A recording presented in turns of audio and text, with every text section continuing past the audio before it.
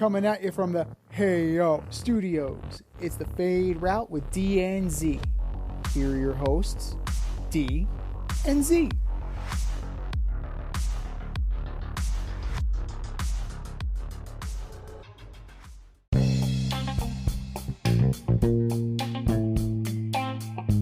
Coming at you live from the AO studio. Ayo. It's the Fade Route with D and Z. I am D, and we've got a great show for you tonight. We're going to talk National League MVP. We're going to make our Super Bowl predictions. And the Cardinals are defining what the captaincy means to them. But we'll begin today's show with It's Finally Here. Woo woo. It's the 2024 NFL season kickoff. It happens tomorrow where the Lions will be opening against the Kansas City Chiefs. Now, Z, it's one game. It's opening night, but it is the defending champs. It's still to be determined if they're going to be with or without Travis Kelce, and it will be determined if they are with or without Chris Jones. But what will the opening of the NFL season look like for the Lions and the Chiefs? Well, first and foremost, Happy New Year. It's here. It's ready. It is finally time. The lights are on bright. It's time to go. And for the Lions, right, this is the biggest game in how long? Probably a very, very long time since the last time they were in the playoffs.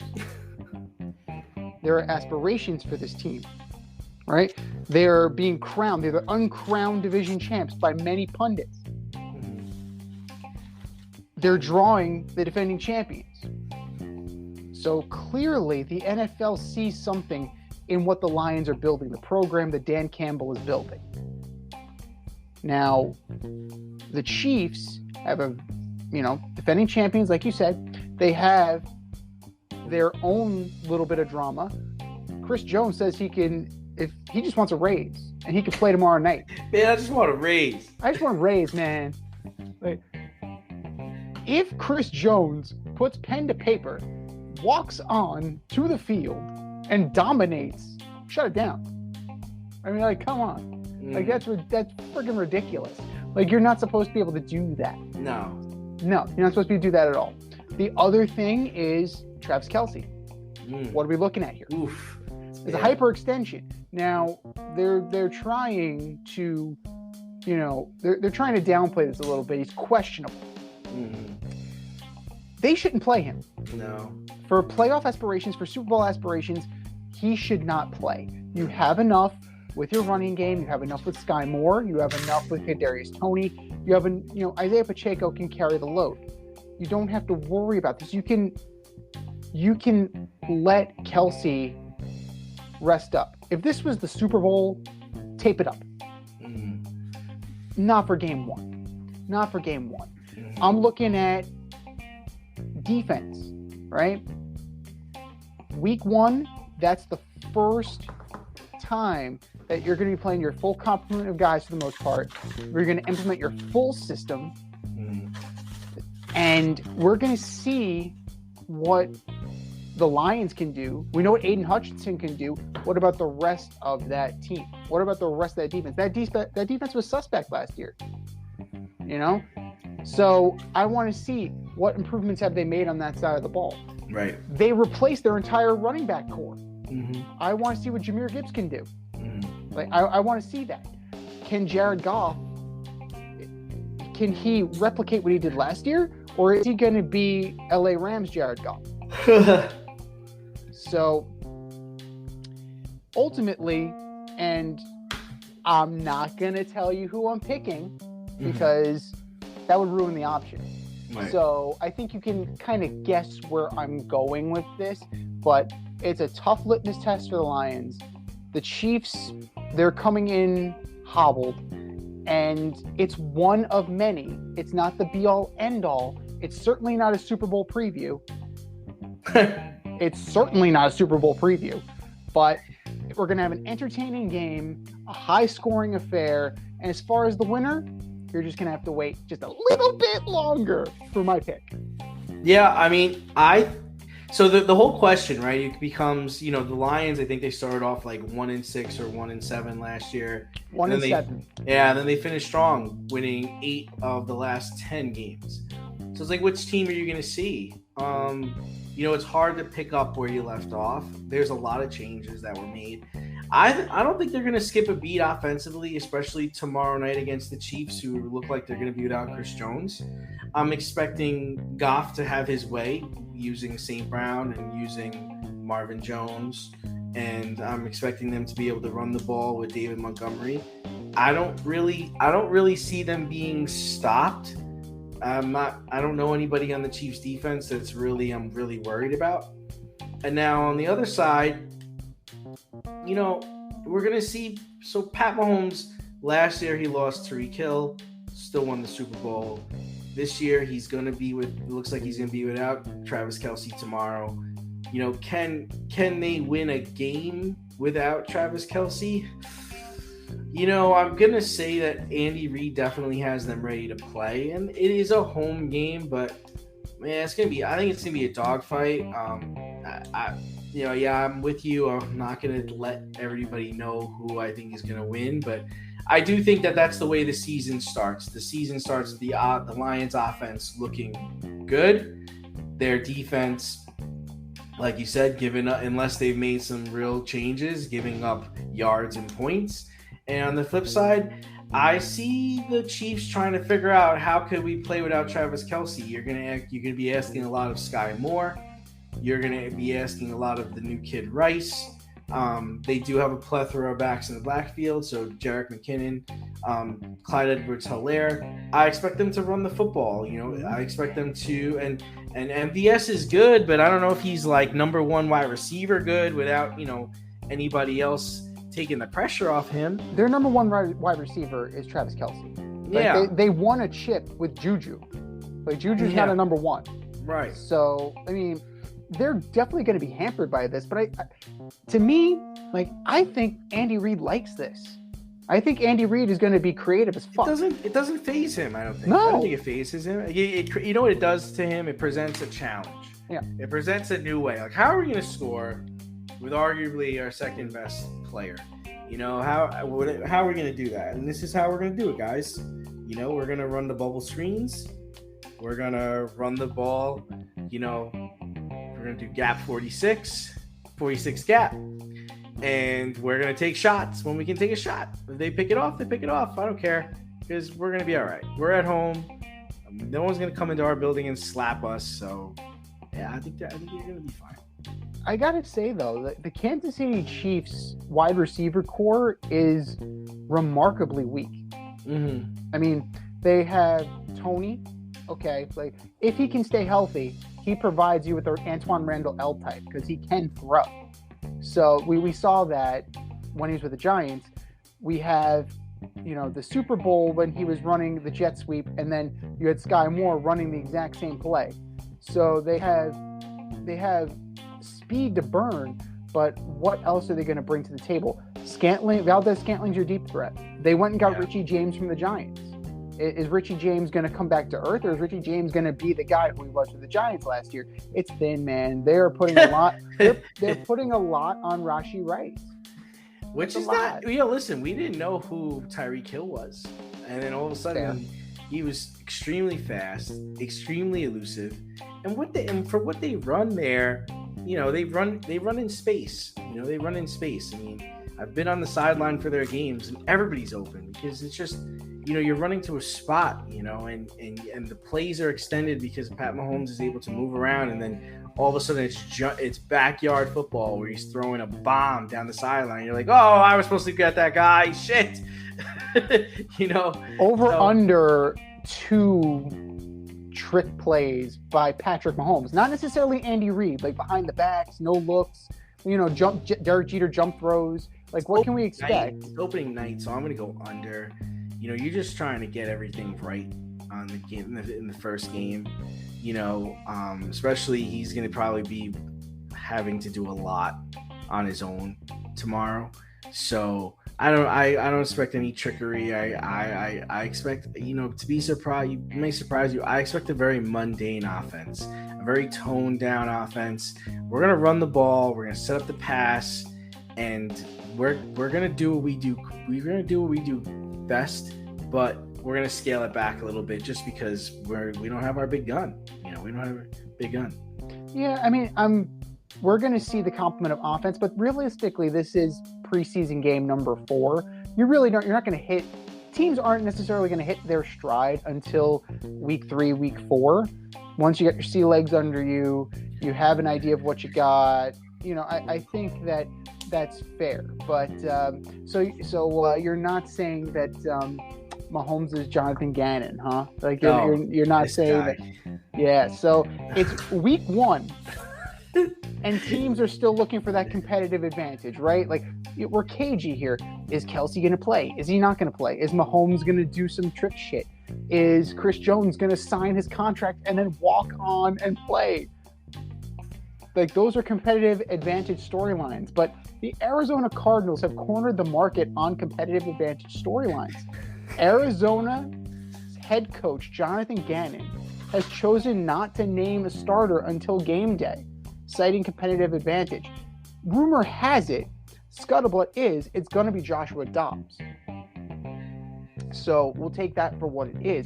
That seems to be the report. Now, do they pull a little sneaky on us and name Clayton Tune? We'll see. But the Cardinals infamously cut Colt McCoy last week, leaving said room of Dobbs and Tune. The Cardinals head coach has also decided, as mind-boggling as this is, he's named Kyler Murray a captain. Murray will be out at least the first 4 weeks of the season, and his future is very much in doubt. Not just as a quarterback on the Cardinals, but a quarterback in the league. So which Gannon decision has you more puzzled? Naming Kyler Murray a captain? Or refusing to name the starter, citing a competitive advantage as if it was college?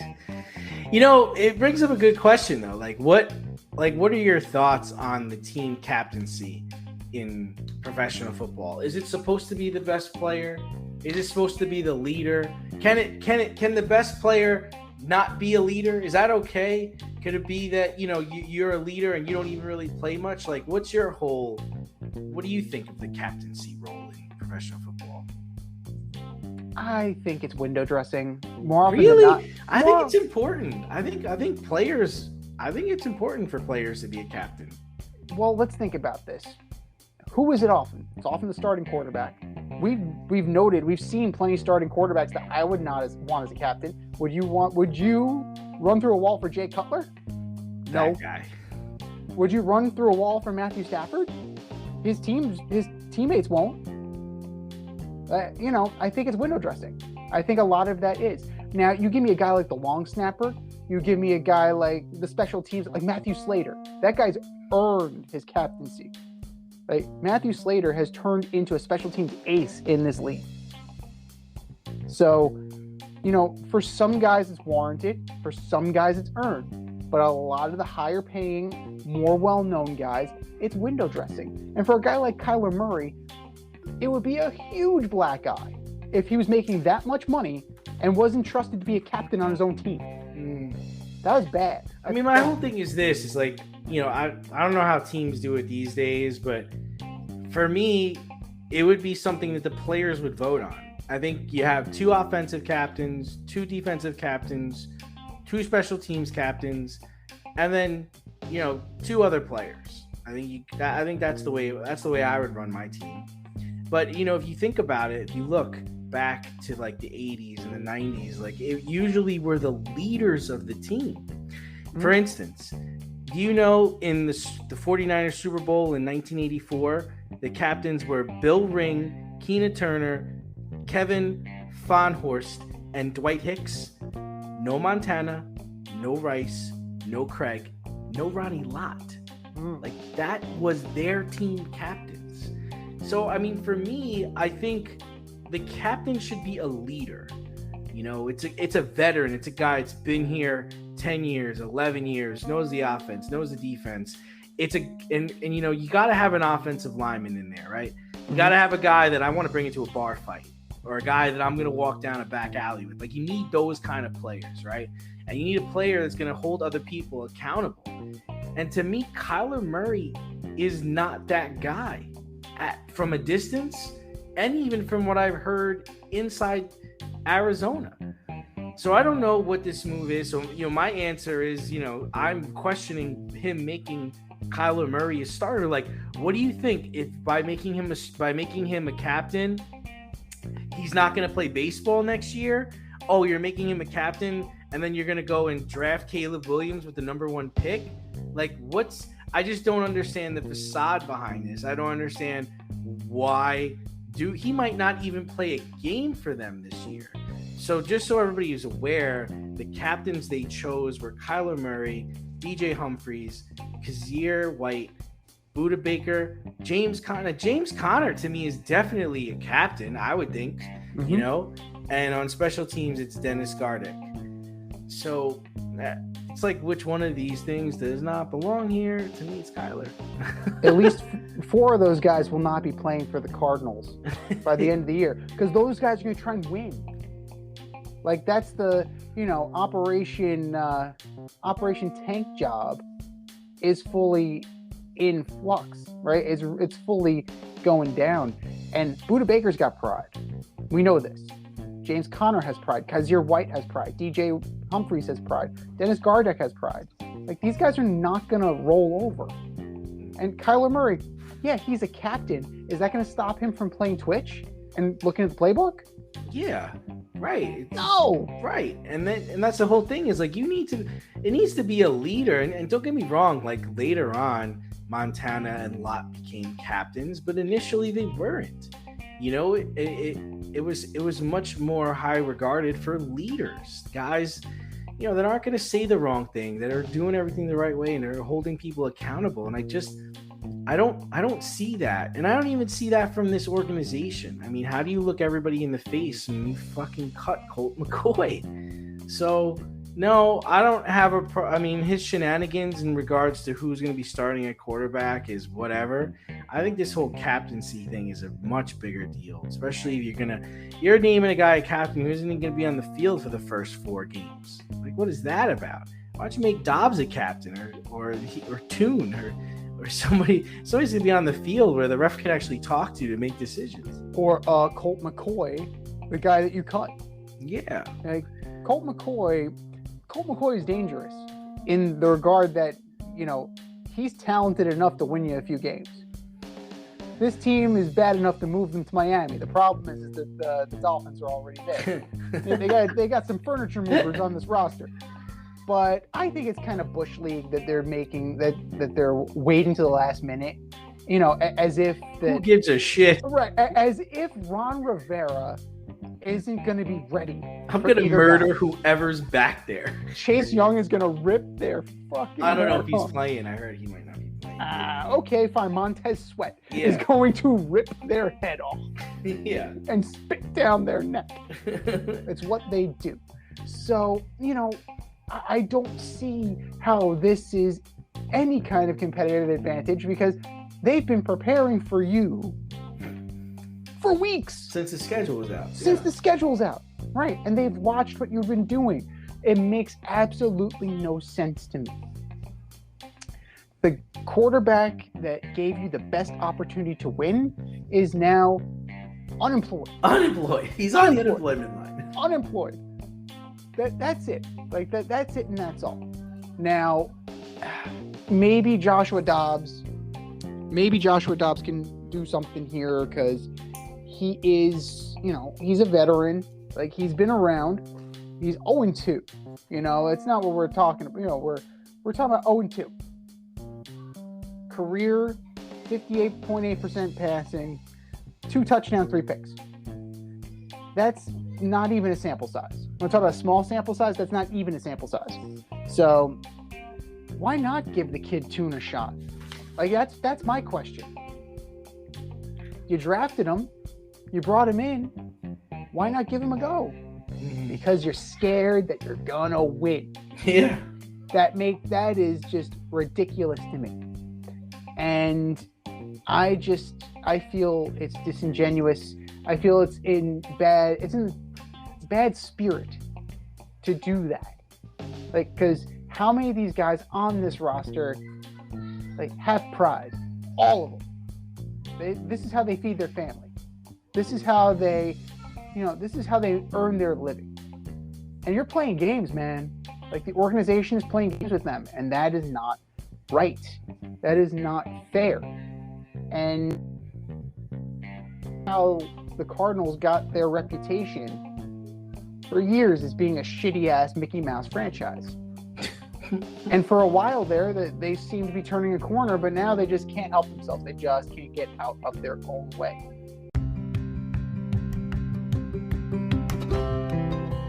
Do you love brownies? Of course you love brownies. But you know what's better than a brownie? A delicious, handcrafted, gourmet brownie delivered right to your doorstep.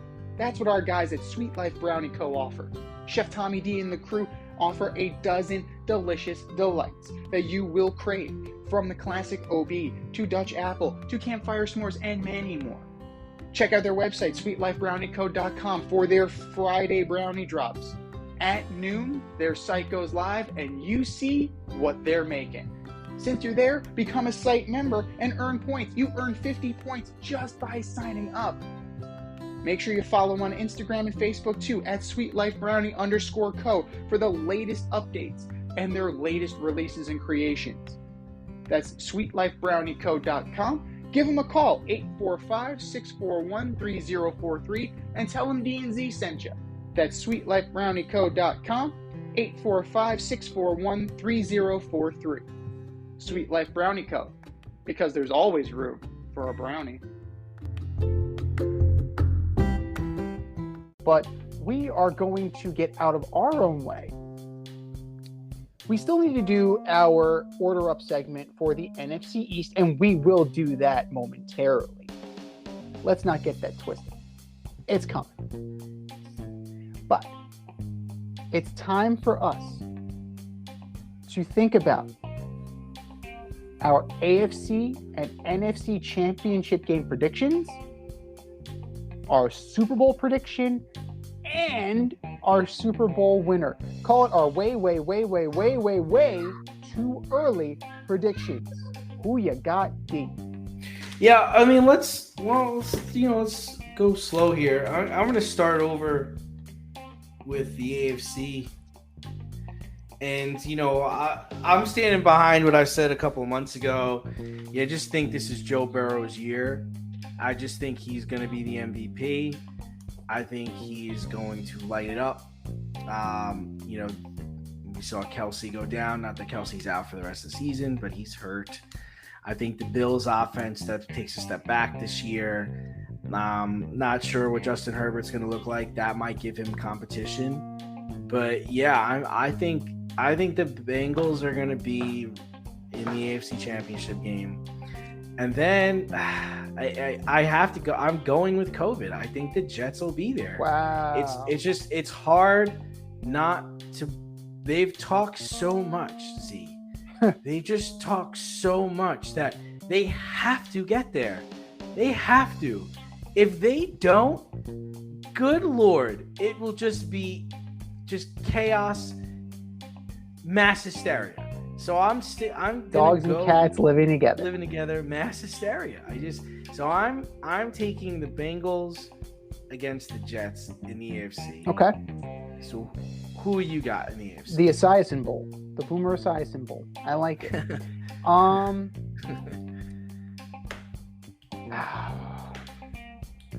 It's hard. The AFC is hard. There's a ton of talent in the AFC. Like there are probably 7 teams that could legit go to the Super Bowl and win in the AFC. I can give you 5 off the top of my head. I can give you the Chiefs.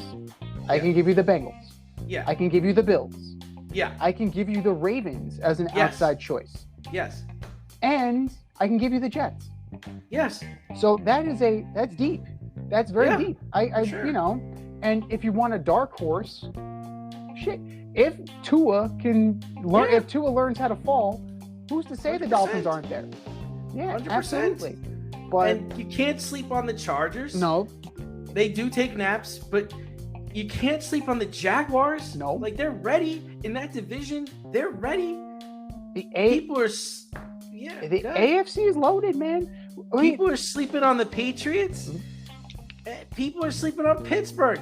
Pittsburgh has looked fantastic this preseason. Fantastic. George Pickens, Deontay Johnson, Pat Fairmouth, they've got a team. Their defense is no joke. Pittsburgh it all stems from Kenny Pickett. If Kenny Pickett can make the step, they can jump the Browns. Sure. They completely the jump Browns the are good. The Browns are pretty good. The AFC is the loaded division. The AFC is the loaded conference. It's very difficult for me, though, not to go with Kansas City because the pedigree's there, right? At this point, it's the Belichick, it's the Patriot way. They are entrenched. They're the incumbent. The question is, who do they go up against? And Josh Allen needs to have a major come up, right? He's not going to be the guy who is leading the team in rushing. If he is, something has gone wrong. Lamar Jackson has his wideouts. So there is no reason anymore. These teams are plugging holes. Don't sleep on Jacksonville, like you said. Jacksonville could easily be in this AFC title game. But like you, I can't deny Joe Burrow. I can't deny what the Bengals are building. So I'm going to have Chiefs-Bengals. The Bengals beat the Jets to get their spot. That's what I'm thinking. So I have the AFC East being that division with 3 playoff teams. Like we had last year with the NFC East, I have the AFC East doing that this year. So I can see the Bengals knocking off the Jets and getting to that AFC title game. But let's switch gears here, flip the side. Who is your NFC championship pick? The NFC is awful. Like the NFC is the opposite. There is not a damn good team in this whole conference. I like to call it the drizzling shit. There's only 3 teams, maybe 4, that have a chance to just get to the Super Bowl. In my opinion. And I know you're gonna laugh. You're gonna laugh, but this is how I have it. I've got the Saints and the Eagles, man. I got the Saints and the Eagles in the NFC title game. I just think you son of a bitch, you beat me to the Saints. Yeah, I just think Derek Carr, and it's a shit division. Mm-hmm. They've got a ton of talent. Their defense is very good. I don't know what happens when it comes to playoff time, but I can see them finishing as a 2 or 3 seed. And then the Eagles, it's the defense. It's just the defense alone. Forget about Jalen Hurts. Forget about A.J. Brown. Forget about Devonta Smith. Forget about DeAndre. Like, they're loaded, yes. But the defense is going to hurt people. Like, they are loaded on defense, and that's what's going to keep them in games. That's what's going to get them to the number 1 seed. And that's what's going to – and ultimately, Z, I have them going to the Super Bowl. I have the Eagles coming in, beating the Saints, getting to the Super Bowl on the NFC side. And the AFC side, it's just way too early for the Jets. And Jet fans will think it's the best day ever that they got to the title game, so whatever. So the Bengals get to the Super Bowl. And then I've got the Eagles beating the Bengals. It just comes down to defense. They are ferocious, and they are going to get after the quarterback. And they had a year to figure it out, and in the second year they come in and they win it. That's fair. That's very fair. I mean, as long as they're drafting University of Georgia players, like, they'll always be refreshed on defense. So the Eagles are definitely something. They're a force to be reckoned with. I think the Lions are going to make some noise. I don't think they're good enough to make it to the title game. I think the Saints will make it as a wild card team. The Falcons, I have them winning the division, but when the lights are on brightest, I don't see them being able to carry the load. The Giants, I have them making the playoffs as well. Can they build on what they did last year? Yeah, I think they can. I think they'll be a better regular season team. They'll be a more prepared playoff team, and they just won't be talented enough. They're still a little lacking. They're good enough to be a second place team. They're not good enough to be an NFC title team just yet. Stranger things have happened, right? A wild card team gets hot and goes all the way. Stranger things have happened. I mean, the Niners, the quarterback. What is going on with the quarterback?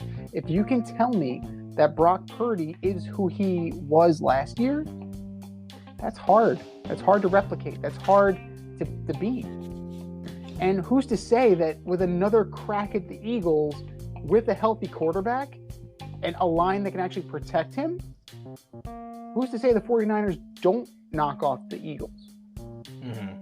I can see that, but the Saints are going to be a dark horse, that's for sure.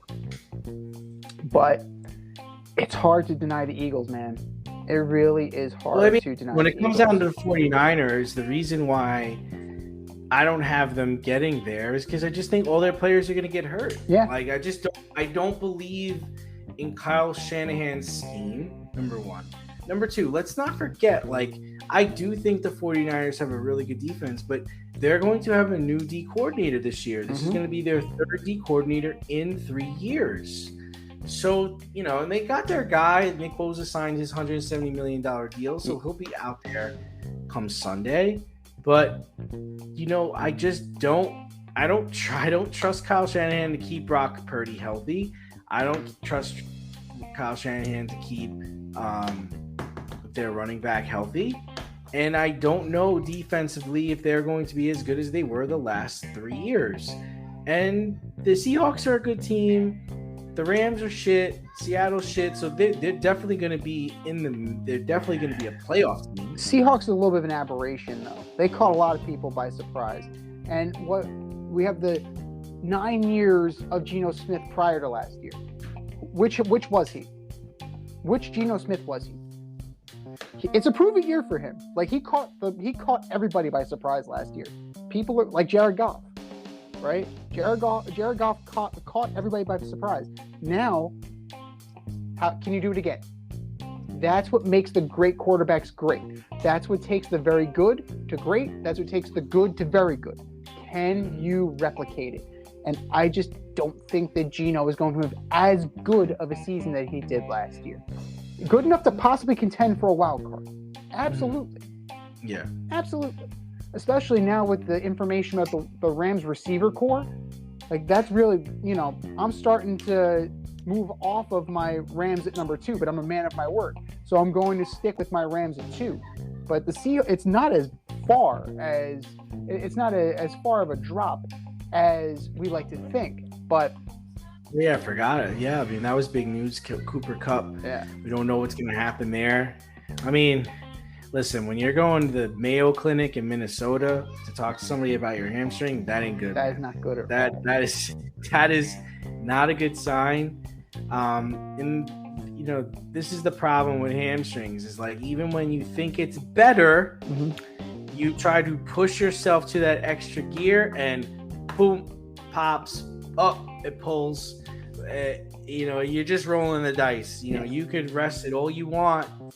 You could do the electrotherapy. You can have the lady come in and massage it. You just don't know. You don't know the temperature, the field, your cleats, the route. You just don't know. So for anybody out there who's still drafting in fantasy, I'd stay away from the guy. I'd stay away from the Rams in general. You can grab a Cam Akers type guy, but it stinks because he's been the best receiver in the league the last 3 years. Yes. I mean, he really has. It's unfortunate. Better than Tyreek Hill, better than Jalen Waddle, better than Devontae Adams. He's been the guy, man. He's been like Spider-Man. He got his Super Bowl MVP, and it's, this is a shame, and this is what happens. People get hurt. You can't control it. It's football.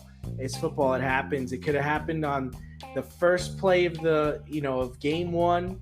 It doesn't. It's everyone's saying this is why you don't play in the preseason. This is why you got to go easy at practice. But listen, there's no way to know, man. There's no way to know. No, absolutely not. And it can go at any time. Odell Beckham looked healthy as can be, and then he was done in the Super Bowl, right? He blew out his knee. But as far as my pick goes for the NFC title game, I'm calling a rematch. Like I'm calling Eagles Niners, but this time I got the Niners slaying the dragon. So Super Bowl matchup, I think Burrowhead actually, I think that they do it. I think they also slay the dragon. So you're looking at Joe Burrow and the Bengals taking on the Niners. And this is Burrow's time to shine. I don't like being in agreement with you. Like, it's very, it makes for boring radio. It makes for a boring podcast. But it's hard to deny. But if there's one guy who can do it, if there's one guy who can knock off Joe Burrow, it's Patrick Mahomes. Because we've seen it. He did it just last year. Burrow had my ass, I believe was the exact phraseology. But now, of course, with the factors, health certainly plays a role. Who bubbles up, who bubbles down. Football's unpredictable. But I think that I think that these teams, either of our picks, I think they'll be the most realistic out there. Now, for you... So wait, who do you have winning the Super Bowl? So I have Burrow. I have the Bengals. I have the Bengals knocking off the 49ers. So as far as a wild card or a dark horse, the Saints are your team? Like, you would say the Saints are your team as far as like a dark horse that can make a run? Dark horse. And you talking about AFC, NFC, or just NFC? In general, if you have one team that you think people don't really think that much about them, but I think that they can rise to the challenge.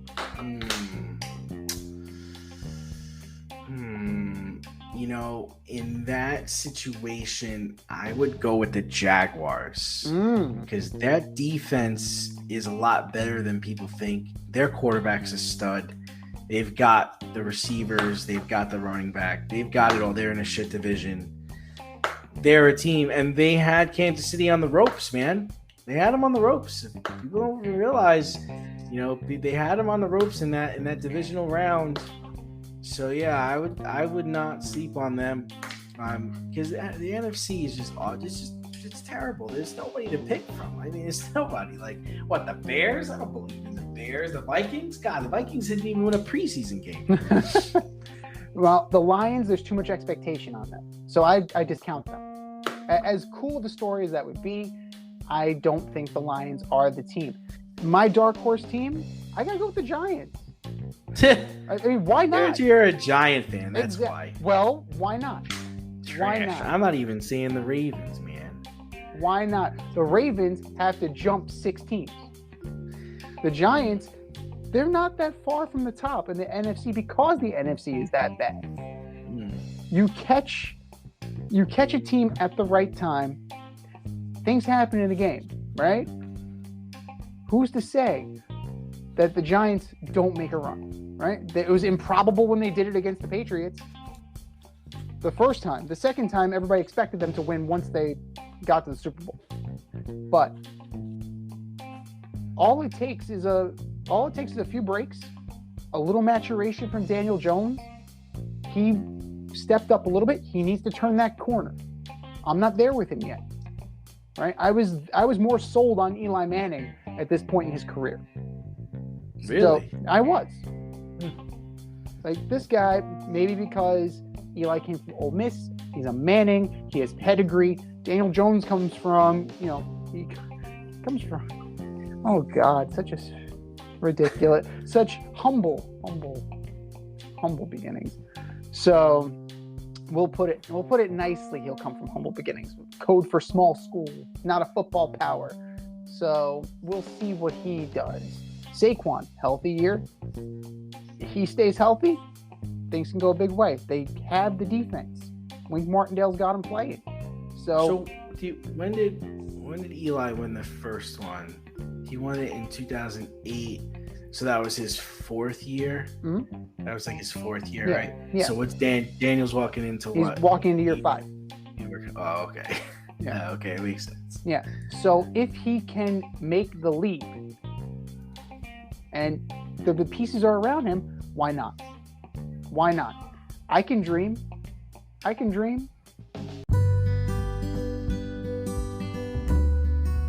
Avoid messy accidents. Get better stopping power with your brake pads. Callahan brake pads. You never know when you'll be driving in the road and there will be a truck tire that you need to avoid and save your family. Callahan Auto. We really care about what's under your hood. And speaking of dreams, the MLB season is trickling down, it's whittling down, and people are starting to raise questions about awards for the end of season. Shohei Ohtani seems to have pretty much anything he wants locked down in the American League. MVP, Cy Young, whatever. Maybe next manager of the Yankees, whatever he wants to do. He's not going to pitch another game this year. Rightly so, with that UCL injury. But there seems to be a few question marks about who the National League MVP is. You have 4 quality candidates. Matt Olson of the Braves, Ronald Acuna Jr. of the Braves, Mookie Betts of the Dodgers, and Freddie Freeman of the Dodgers. So, who do you think will land the NL MVP? Any of these 4 guys, or are they gonna split it? It's tight. It's tighter than I thought it would be. I really thought Acuna was a slam dunk for it. But Olson's got 45 home runs, and then he's got 114 RBI. And then Mookie Betts just has had a ridiculous August. Like, his batting average, and he's just a monster. And Freddie Freeman's batting .335. I believe Freddie Freeman's pretty high in the home runs too. 25 dingers. Yeah. Betts is 38. Betts is top 5 in home runs. Yeah, I mean, I'm going to stick with Ronnie. I think Ronald Acuna still should get it. Leads the league in hits. He leads the National League in hits. He's got 63 stolen bases. He's got over 30 home runs, so he's a 60-30 guy. I haven't seen one of those in a while.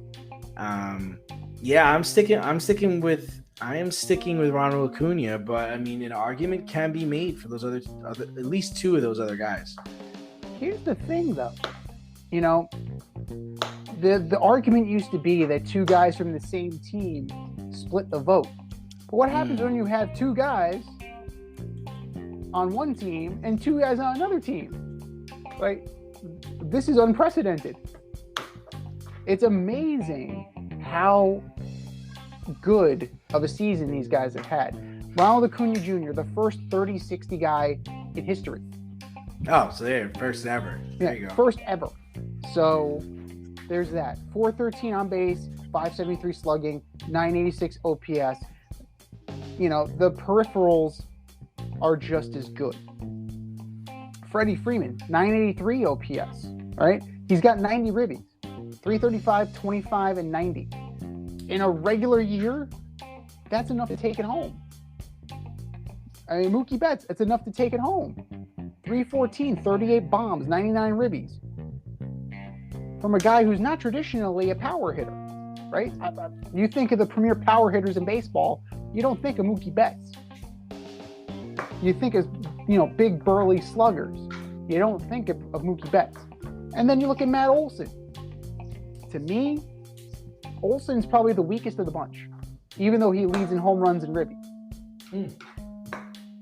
I just think that his peripheral stats are not as good. I mean, even something as like simple as WAR. Like I'm not a big WAR guy, but he does have the lowest WAR of all 4 of them. That's interesting. So he's a full point behind Freddie Freeman. So I'm gonna have him at 4, not to diminish what he's done, because he's had a fantastic year. But Freeman's just a little bit better. So Acuna and Betts, Acuna was just a lot better. When you do something that hasn't been done before in Major League history, okay, you now have my attention. So now I'm looking at Freddie and I'm looking at Acuna. And it's close. But I'm going to give it to Ronald Acuna Jr. as well. 7 more homers, fewer ribbies, slightly higher OPS, slightly lower batting average, but the 60 steals. Both of them play elite defense, so that's not going to be something that is, that's not something that's going to work in either guy's favor. They're both going to be, they're probably both going to win Gold Gloves. They're both excellent defenders. So I'm going to say that Acuna takes it home. And rightfully so. He's been a stud all year. And it's well deserved. Now, that's the thing. Is there anybody else that could possibly warrant mention? Because like I said before, you have 2 guys from the Dodgers, 2 guys from the Braves. Usually that splits the vote and dilutes the vote. Is there any do you see anybody who could possibly kind of sneak in because these guys are splitting their votes? No, not really. I mean, Arraez had a chance when he was batting closer to 400, but not anymore. I'm not going to give it to Strider. Strider might not even win the Cy Young. Bellinger came on strong, but he only in the second half of the year. No, I don't really see it at all. It's to me, it's those 4. Yeah, it's very hard, Like Cody Bellinger might have had a shot, but yeah, this is one of those few years that it's really like cut and dry. You really had a very clear line of delineation between the best of the best and then everybody else. Right? But kudos to these guys. They've been playing above and beyond. And if Ronald Acuna Jr. continues on this pace, I think he's going to, if he ends up somehow doing 40-70, that's all she wrote, man. We're in September. Acuna needs 8 homers and 7 stolen bases. You're telling me that he can't hit 8 bombs and steal 7 bases in a month? Nah. If he gets 40-70, it all but cements it. That is the stuff of legend. That's the stuff of dream. And congratulations to Ronald Acuna Jr. for that dream season. Need some last-minute fantasy football advice? Then the boys at the Fade Route have you covered. Tune in every NFL Sunday to Red Light, Green Light 1, 2, 3 with D and Z. D and I give you our top 1, 2, 3 fantasy starts, or green light, and fantasy sits, or red light. That's Red Light, Green Light 1, 2, 3 every NFL Sunday during the season. You can find us on Apple Podcasts, Spotify, and wherever you get the Fade Route. That's Red Light, Green Light 1, 2, 3 with D and Z. Every NFL Sunday during the season.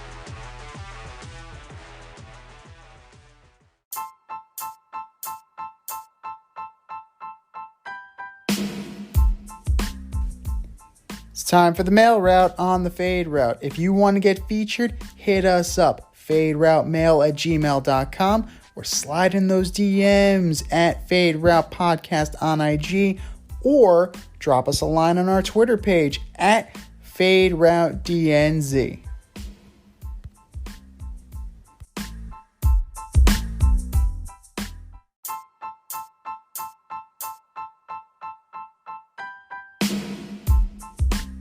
All right, boys and girls, our mailbox is full. And if you want to have your email read on the Fade Route with DNZ, hit us up. FadeRouteMail@gmail.com. Slide in those DMs on X at FadeRouteDNZ or on IG at FadeRoutePodcast. Email number 1 from Jake in Richmond. Hey guys, Duke slapped Clemson and FSU slapped LSU over the weekend. Which loss was more embarrassing? Good one. Good question there. I am going to go with Duke beating Clemson because if I'm right about this, I think it's like the first time in like 30 years, like Duke beat a ranked opponent. Ooh. Have I read that correctly? Or maybe it was the first time in 30 years they beat Clemson. One of those two things.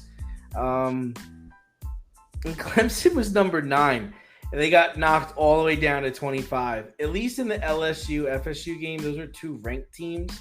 I mean, the LSU coach was running his mouth, but I'm gonna go with Duke slapping Clemson because that might have just that. I mean, it's Duke, man. That is wild. That's true. We're not talking about basketball. Like if this was Duke basketball, okay, you got it. But Leonard 17-33 for 175, no touchdowns. Right? He didn't throw for a touchdown. He ran for one though. Waters 11 for 63 with a touch. Moore 8 for 43 with a touch. Right? You definitely caught Clemson. And if you're gonna catch Clemson, that's the time of year to do it. All right? This is the time of year to do it. Because once you get rolling, once you get yourself established, it's very difficult to start knocking guys off. But for Florida State, that's a huge feather in their cap. 45-24, freaking ass whooping. That's what that was. It's an ass whooping. An ass whooping. After our favorite coach, Brian Kelly, came down here from my family. Talking all that mess. Tigers. Go Tigers. He's doing his best Coach O impersonation. The problem is he can't pull it off. Ass. Well, just like that, he couldn't pull it off. Jaden Daniels didn't play badly. 22 of 37, 347, touchdown pick. But Jordan Travis, much better. 23 of 31, 342, 4 TDs, 4, 1, 2, 3, 4, and a pick.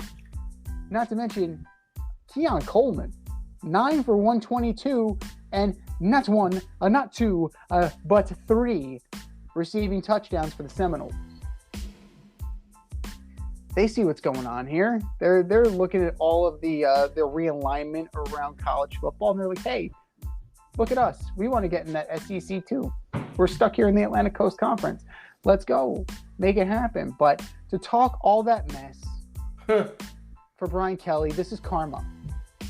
For Brian Kelly to talk all that shit and then get your doors beat off. Couldn't happen to a nicer guy, Coach. Couldn't happen to a nicer guy. But I'm going to throw in an honorable mention. I'm going to throw in TCU. TCU got knocked off by Deion Sanders in Colorado. Now, Pac-12. Yeah. Like TCU was in a thing we like to call the national championship last year. Now, granted, Hacksaw Max Duggan isn't there anymore, but Colorado was moving the ball at will. At will. Like Hunter interesting. Give you an interesting stat. Go ahead. About the Pac-12 over the weekend. Pac-12 quarterbacks threw 45 touchdowns and only 5 interceptions. That's the entire Pac-12. That's crazy. Isn't that crazy? That's dude? insane. That's crazy. That's almost as good as the Pac-12 winning every one of their games. So the Pac-12 undefeated. That's awesome. They're all leaving. They are. They're all leaving. They're all leaving. So they're going to have their best. This is a contract year. If this was a player, it would be their contract year. So expect these teams to ball out because they're trying to prove their worth so they can get their payday. So, when Oregon State and Washington State are left holding the bag of the Pac-12 when it becomes the Pac-2, they can at least say that they were part of. When it comes to Pac-2, they can at least say that they were, they were part of that opening, that week 1 where everybody went undefeated. Email number 2 from Caleb in South Bend, Indiana.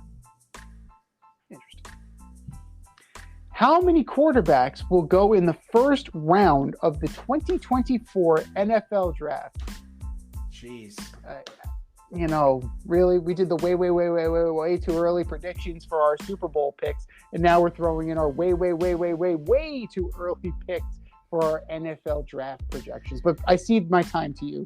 All right, so here's what I'll say about this question is that, I think we're in a different era now, as I just talked about with the Pac-12 quarterbacks. Like, nobody's waiting on quarterbacks to work out anymore. We saw the 49ers get rid of Trey Lance for Brock Purdy. I think if things don't work out with Richardson this year, they'll quickly move on to a new quarterback next year. We already talked about the Arizona is going to move on to a new quarterback. If Geno Smith doesn't have a good season, I can see them moving on to a quarterback. If Brock Purdy doesn't have a good year, I wouldn't be surprised if the 49ers move on to another quarterback. Like, nobody's waiting anymore. It's, you're going to get a small chance, 2 years, maybe 3. And if it's not working out, there are guys ready. Who's the Oregon quarterback? The Oregon quarterback. What's his name? Hold on. This guy is a monster. What's this guy's name? Hold on. Oregon quarterback. Well, you got Quinn Ewers. Like, he's a Texas. Bo Nix. Bo Nix. Bo Nix is a monster. Okay?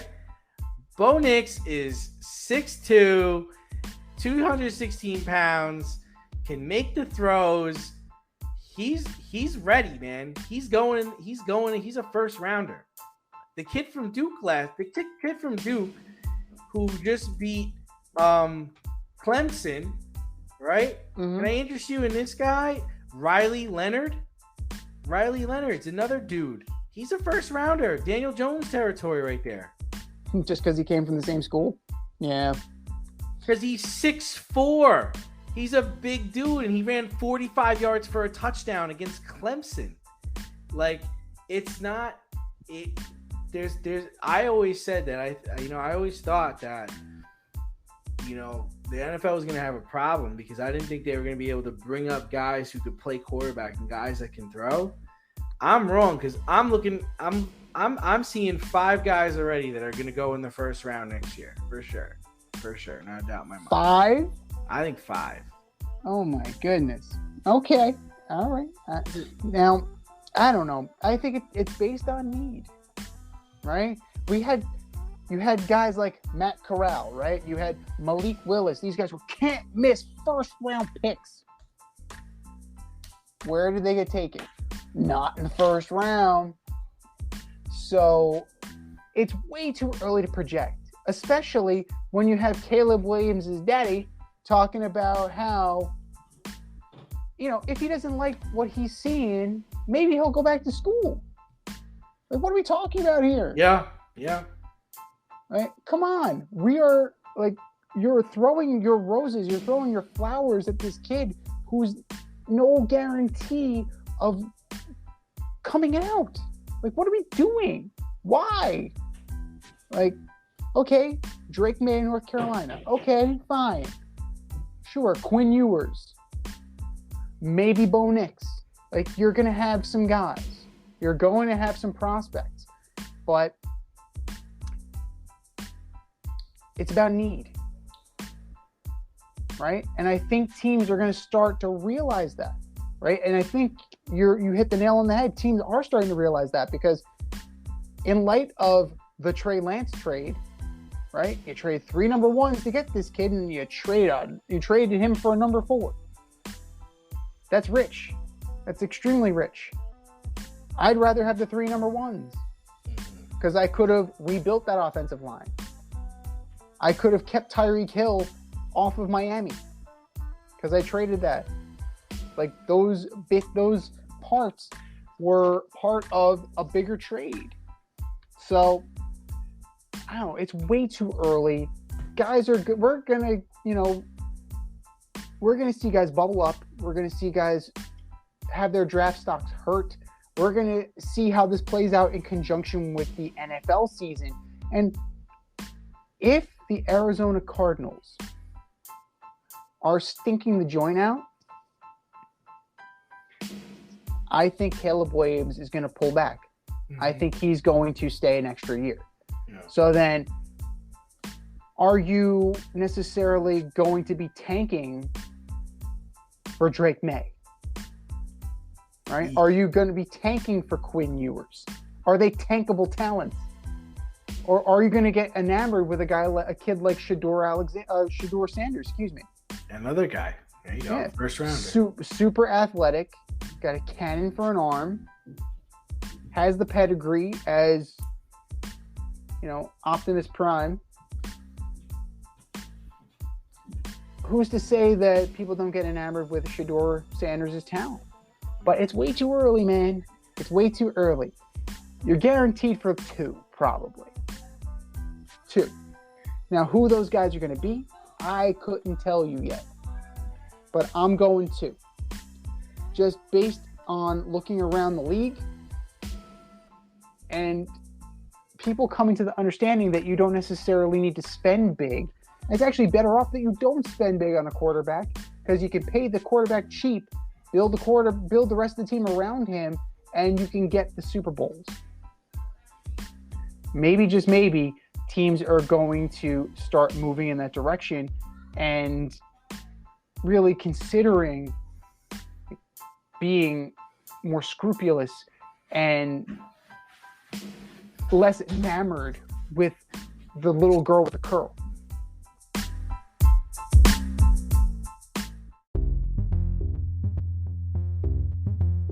Are you in need of air care maintenance or service? I have the company for you.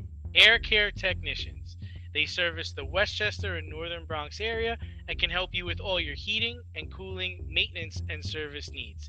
Just give them a call at 914-315-1547. Again, that's 914-315-1547. Or shoot them an email at aircaretechnicians@gmail.com. These guys are the real deal, as they are veteran-owned, licensed, and insured. Make sure to tell them that D&Z sent you.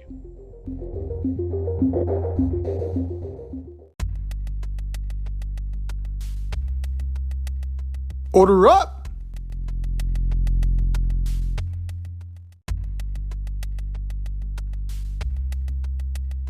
It is time for us to finish our division by division breakdown as we order up. Order up. This week, as you might have guessed, we are ordering up the NFC East from 4 to 1. Who you got, D? All right.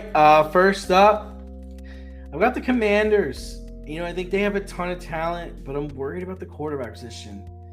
They'll win games. They'll compete till the end. They're not going to go they're not going to only win 4 games. They'll be there, but in this division, I got them finishing 3rd. The 4th.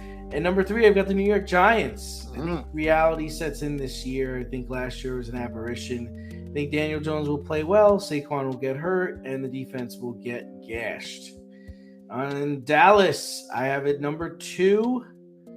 And I think their defense will keep them in games. Their defense is going to keep them competitive. I think Dan Quinn is the best defensive coach in the league. Micah Parsons is the best defensive player in the league. Diggs is one of the best corners. The defense is the ceiling. The offense is the floor when it comes to success. McCarthy's calling plays. Dallas finishes second.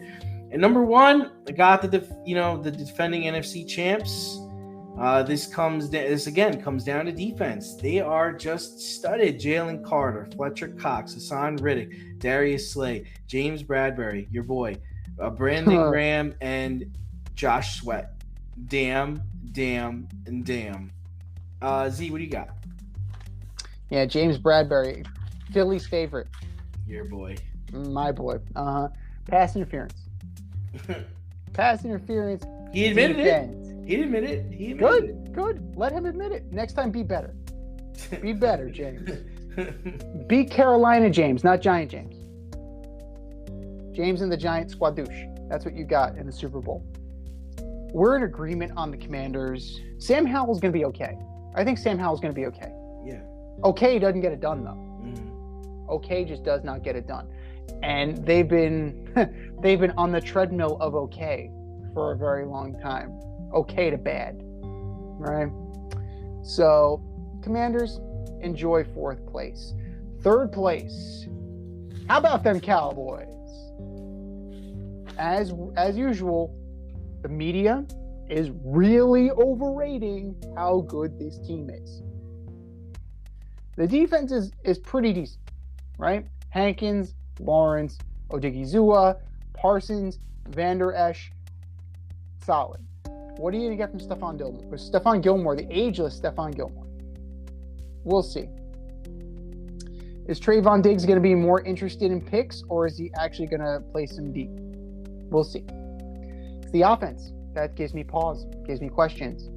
Can Tony Pollard be the guy? We've seen him work hand in hand with Zeke. Can he be the guy? You got Rojo, but Rojo's suspended for using PEDs. You got Deuce Vaughn. Deuce Vaughn, give me Vaughn. He's going to be like a Darren Sproles type. That's fine. No Kellen Moore. What's this offense going to be now? It's a question mark.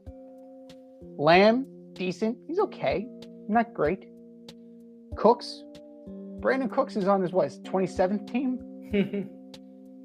He's a deep threat, but when Dak Prescott's the one throwing the ball, it's a lot of picks. And then Michael Gallup, he's coming back from a serious knee injury. Way too many question marks on offense. Way too many question marks. Number 2, the New York Football Giants. I see the jump from Daniel Jones this year. I see the improvement from the rest of the team, right? Bring in Darren Waller, another year Daniel Bellinger. Saquon is here. He's playing for a little more than $1.1 million. Let's be real here. So that defense plays. Hyatt is going to be a candidate for Offensive Rookie of the Year. That kid is going to be a stud. Enough to make the playoffs. Last year was not an aberration. It's a building block. Now we need to see Daniel Jones live up to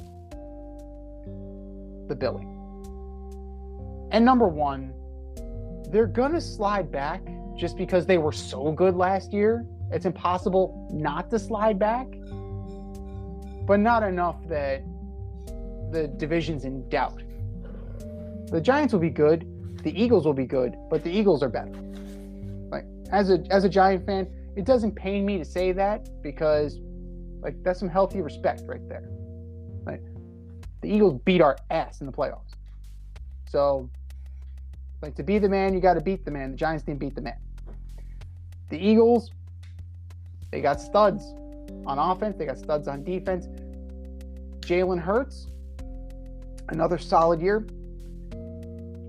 Jalen Hurts might be in serious contention for that MVP yet again. He's not going away. He arrived. He's going to stay there. Now the question is, how far do they go from here? NFC title game, rematch with the Niners. That's what I see. but it starts with the division title in Philly.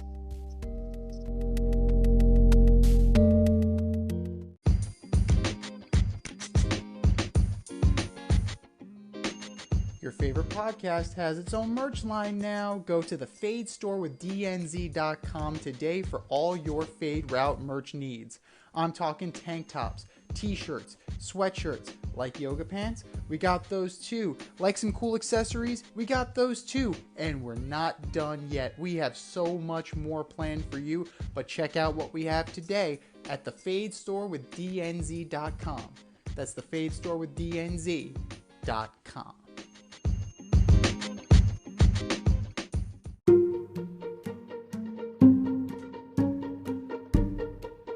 The Fade Store presents the Alleged Superstar of the Week Award.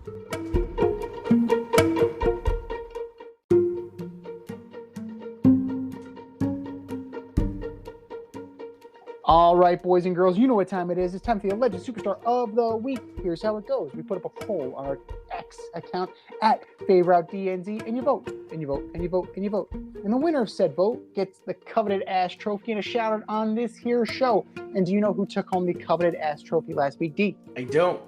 The Arizona Cardinals. Well deserved. You cut Colt McCoy. You're playing coy. You're playing coy with your quarterback, Jonathan Gannon. What the hell are you doing? What the hell are you doing? And you spilled over into this week. But we're going to confine you to last week. This is this week. Who are your nominees for Alleged Superstar of the Week, D? All right, so first up, I've got Luka Doncic thrown out of the Slovenia quarterfinal game against Canada because of your second technical fouls. It's like, dude, you're a star player. You gotta stay in games. You cannot be getting thrown out for talking shit to the ref. The refs don't even speak your language. Luka Doncic, you are my Alleged Superstar of the Week. Next up, I've got James Harden. Word on the street is that if in 10 seasons you made every All-Star game, but in 2023 you were not selected. Kevin Durant went down with an injury, and Commissioner Adam Silver reached out to see if you wanted a spot in the All-Star game as long as you promised to play. And you ghosted him. You ghosted the commissioner of the league because you were just upset with your situation. You're upset with him. James Harden, you're just not that good to be doing stuff like that. James Harden, you are my Alleged Superstar of the Week. And number 3, the Texas Rangers. First place the whole season with a slew of All-Stars. And you're now in third in a battle for the wild card. You are in danger of being swept at home by the Astros. You let Jose Altuve hit 3 home runs, 3 bombs, and 3 consecutive at-bats. You lost 14-1 on the day your ace is pitching. Do better, boys. Just do better. Texas Rangers, you are my Alleged Superstars of the Week. What do you got, Z? Great choices. Just for fuck's sake, man. Just for Christ's sake. For the love of all things that are freaking holy. Oh my God. Let's start with Lucas Giolito. That guy. Oh my God. Oh gosh. No. I know where you're going with this. 3 innings pitched. 9 earned runs, 7 hits, 3 homers. And do you know what the score was? I don't, but I know he got. It was like he gave up 8 runs himself. Didn't he? Yes, correct. Oh my God, absolute ass whooping, ass whooping. And Giolito has not righted the ship at all. You know, since he went to the Angels, but then the Angels cut him loose to try and circumvent. It's bad. It's bad. It's absolutely bad. But it starts with you, Lucas. Oh my God. Lucas Giolito. You got to figure this out, my friend. You need to figure this out and figure it out fast. You are my Alleged Superstar of the Week. Number 2, Julio Urias. arrested on suspicion of domestic violence for the second time. So, suffice it to say, you're not going to be around for a while. We're going to call this Trevor Bauer territory. You've already been placed on administrative leave by Major League Baseball, pending an investigation, and it doesn't look good. It doesn't look good, nor should it look good, because it's a really bad look. You got busted once, and then you get busted again. Nope, absolutely not. Julio Urias, you are my alleged superstar of the week. And last but not least, the 11,000 people that got disqualified from the Mexico City Marathon for cheating. We have a marathon scandal. Oh my goodness. 11,000 people. 11,000. Amid accusations of widespread course cutting. Remember Rosie Ruiz? That was one person. That was one. Try 11,000. 11,000. I can't get over that number. 11,000. Runners, you are my alleged superstar of the week. I think we've said our piece. Go to our X account at FadeRouteDNZ and vote, and vote, and vote, and vote, and for our nominees.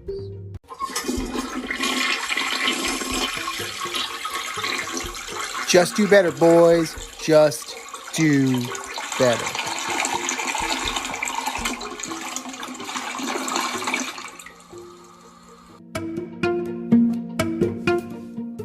Can you take the championship from DNZ? This year, you can play our football pick'em on CBS Sports and compete against us in the option every week.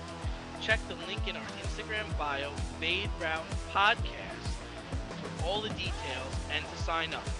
Then tune into the Fade Route every week until the Super Bowl for updates and standings. Bring it on.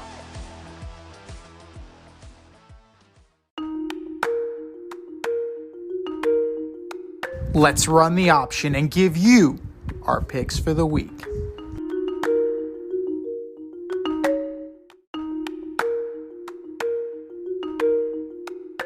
The option is back, and you can play along with us.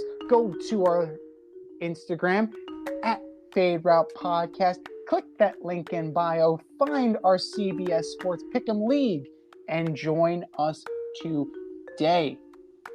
Come and take a poke at the champ. But are you ready for some football, D? Dun, dun, dun, dun, dun, dun, dun. Dun. Thursday night, your season opener from Arrowhead. The Lions at the Chiefs. Yeah, I'm going to take the Lions. It's a big game for them. They're healthy. We don't know about Travis Kelce, no Chris Jones. I think the Lions will win the opening game of this season. Wow. Okay. How about them Chiefs? High-scoring affair, narrowly won by Mahomes and company. Sunday. Settle in on that couch, get your popcorn ready, because we have some big ones for you. 1 o'clock, the Panthers at the Falcons. I'm taking the Falcons here, and it's not just because Desmond Ridder is my fantasy quarterback. I just, I think it's going to be a rough start for Bryce Young, and I think Atlanta has a lot of talent on the offensive side of the ball. I'm in agreement with you on the Falcons, but I think it's the Atlanta defense that's going to make it happen. Calais Campbell is going to be living in that backfield. He's going to get to know Bryce Young intimately. And I don't think that the Panthers have enough just yet. The Texans go into Baltimore to take on the Ravens. Yeah, it's going to be a long day for Stroud, so I'm going to take Baltimore. Again, we are in agreement. This is very difficult to spin any other way. The Texans are not there yet, and the Ravens have Super Bowl aspirations. This is going to be a whooping. This is going to be an absolute whooping by the Ravens. Bengals at Browns. Yeah, Joe Burrow's my MVP, so I'm taking Joe Burrow. We are in agreement again. Browns are going to brown. Browns are going to brown. It's a question of when, not if. And Joe Burrow's going to torch that defense. Jaguars at Colts. Yeah, I really like Jacksonville this year. We talked about it earlier. They're my dark horse. I think Anthony Richards is going to turn the ball over a couple of times. It's going to take him some time to get good in that system, but I'm taking Jacksonville. Rookie quarterback, no Jonathan Taylor, no shots. Jaguars take this one easily. The Bucks go into Minnesota to take on the Vikings. Yeah, I've got an upset here. I think the Bucks win. I don't like the moves that Minnesota did in the offseason. They have a lot of offensive firepower, but I'm not really sure about them defensively. And don't sleep on the Bucks. They've got a lot of talent on both sides of the ball. So Bucks. I'm going with the Vikings, not by much. They don't thrill me by any stretch of the imagination. The Bucks have Baker Mayfield. The Vikings do not. That's really what it's boiling down to. Jefferson's going to have his Jefferson game. And don't look now. Alexander Madison's probably going to be better than we think he is. I'm going to go with the Vikings narrowly. The Titans go into the Big Easy to take on the New Orleans Saints. Yeah, I mean, the Saints are my pick to make it to the title game. I think they get off to a really good start. I think they have a lot of offensive weapons, and their coach knows defense, and they have a lot of talent on the defensive side of the ball. So I'm taking Nola. It's going to be tough, but I'm going with the Saints as well. Derrick Henry's not going to make it easy on them. But at the end of the day, Ryan Tannehill, still their quarterback, or Malik Willis, or Will Levis, doesn't matter who it is, right? You can Jonathan Gannon this shit, and it's not going to matter. You have no quarterback in Tennessee. The Saints are going to roll. The Saints are going to march in and march out with a W. The Niners come east to take on the Steelers. I got another upset here. I got Pittsburgh. I think, it's tough to go from West Coast to East Coast. Nick Bosa, he's just freshly inked. So I think Brock Purdy struggles. Pittsburgh defense is not fucking around, man. They're not fucking around. I got Pittsburgh. This is going to be closer than people think it is. It's tempting to pick an upset, but I'm going to go with the Niners. I think Christian McCaffrey is going to be the star of the show.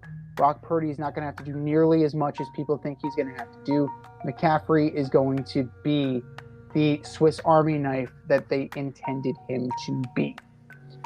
The Cardinals take on the Commanders.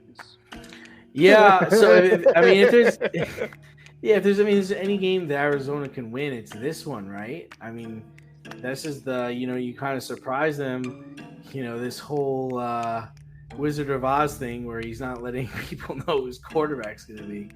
But no, I think Ron Rivera and company take care of business. Ron Rivera's not stupid.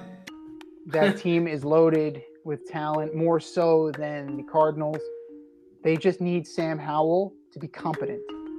If Sam Howell is competent, this is easily a win. If Sam Howell starts throwing the ball all over the goddamn place, then they got a problem. Then they have a major league problem. But I don't foresee that. I think that the Commies take this home. We're into the 4 o'clock hour. The Packers go into Soldier Field to take on the Bears. Yeah, so Dobbs and Watson, they're hurt. Their hamstrings are hurt. I think that could be a problem for Green Bay, so I'm taking Chicago. Yeah. Even if they were healthy, I was taking the Bears. They're a more well-rounded team, and I think Justin Fields is ready to go. I mean, there's not much there. Like, you take away Jordan Love's 2 best targets, yeah, long day for the QB in Chicago. The Raiders go into the Mile High to take on Russell Wilson and the Denver Broncos. Yeah, I think Russ is gonna have a really long year, so I'm taking Vegas. I got one for you. Broncos win. I don't know how, but the Broncos will pull this off. It's amazing to me that the Raiders and the Broncos are equally dumpster fiery. The question is, which dumpster fire is going to be more incendiary? And I think it's going to be the Raiders. So, just barely, the Broncos hang on. Russ doesn't screw it up that bad. And the Broncos D frustrates Jimmy G all day. Mm-hmm. The Dolphins go into SoFi to take on the Chargers. This is actually going to be a good game. I would love to watch this game, but I'm going to take the Chargers. They're the home team, and they're going to be releasing a new offense, so I'm taking the Chargers. Yeah, but it's Kellen Moore's offense. We've seen that. He's trash. We'll see if he can drag Justin Herbert down to Dak Prescott's level. But I'm going with the Dolphins. There's too much expectation. They're too loaded of a team. They have to go in and dominate. And I think that they can. The only 2 things that are standing in their way is their quarterback and their head coach. If the quarterback can stay upright, and if the head coach can stop calling plays that get his quarterback killed, they can have major league aspirations. Dolphins set the tone 1-0. The Eagles go into Foxborough to take on the Patriots. Yeah, it's an upset special. I got the Patriots beating the Eagles. Oh! People aren't talking about the Patriots, man. They're still the freaking Patriots. You know, all this talk about bottling up Jalen Hurts and, Belichick can do it. And Belichick can do it. Absolutely, Belichick can do it. This team is just too good. The Eagles are just too good. Eagles fly. The Rams go into Lumen Field to take on the Seahawks. Yeah, this is pretty easy. Seahawks, no cup, no chance. We're in agreement again. They might have had a little bit of a chance if Cooper Kupp was there, but no. That window is shut. Shut. Geno probably doesn't even need to play that well. Shut. Your Sunday night special, the Cowboys go into MetLife to take on the New York Football Giants. Yeah, I'm on the Dallas bandwagon. I think their defense is going to be a problem. You know who else's defense is going to be a problem? The New York Football Giants. This is going to be a relatively low-scoring game. And I got the Giants at the gun. Graham Gano kicks the game-winning field goal. Boom. 31-10 Dallas. Ooh, okay. Oof. All right, we'll see. And your Monday night delight, 9/11. The Bills go into MetLife to take on Aaron Rodgers and the Jets. Yep, it's gotta stick with the COVID, going with the Jets. They run their mouths, they've got to win. And they won't. In typical Jets fashion, Rodgers will play great, but just good enough to lose. The Bills are going to turn it on. Look for James Cook to have a hell of a game. Really? Not Dalvin. Dalvin. James. I have him on my fantasy team. You saying start him? I would say as a flex option. Not as your RB1. Not as your RB1, but keep an eye out for those picks on Red Light, Green Light 1, 2, 3, which is coming. Said the Jets are going to be the best defense of all time. Yeah, your ego is writing checks your body can't cash. Wise man once said. But you heard it here first. In the battle of the Cook brothers, James will best Dalvin. And not because of it, not because James is better. He's actually going to be used. This has been The Fade Route with D and Z. Thanks for tuning in tonight. Catch our podcast on Wednesday night on iTunes, iHeartRadio, Spotify, or wherever you listen to your podcast. So until next time, stay faded, everyone. Time for us to run the Go Wrap, but we'll talk to you next week. Thanks for listening to this episode of our podcast. If you like what you heard and want to hear more, be sure to like and subscribe on your favorite podcast platform. Rate us 5 stars, leave us a review, turn on subscription notifications, and tell your friends. Spread the word, spread it wide.